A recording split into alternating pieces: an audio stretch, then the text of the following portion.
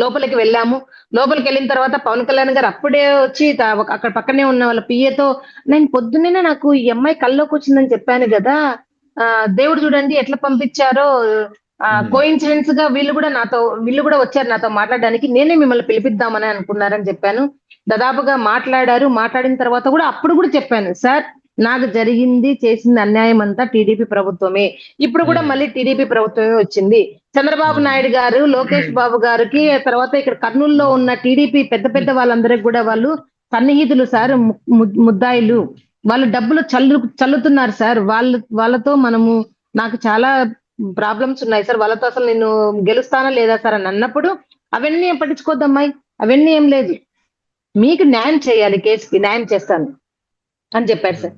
సరే న్యాయం చేస్తారని చెప్పిన తర్వాత మళ్ళీ నాకు పోయి నాదెండ్ల మనోహర్ గారిని కలవమని చెప్పారు. ఒక నెలకు నాదెండ్ల మనోహర్ గారిని కలవడం జరిగింది. ఆయన కూడా ఏమన్నారంటే, అమ్మ ఇప్పుడు మనం ఏం చేయగలం అమ్మ కేసుని అంటే, మరి ఏం చేయలేనప్పుడు ఎందుకు పిలిపించారు సార్ మమ్మల్ని? అంతే కదా. రాసుకున్నారు, పంపించినారు.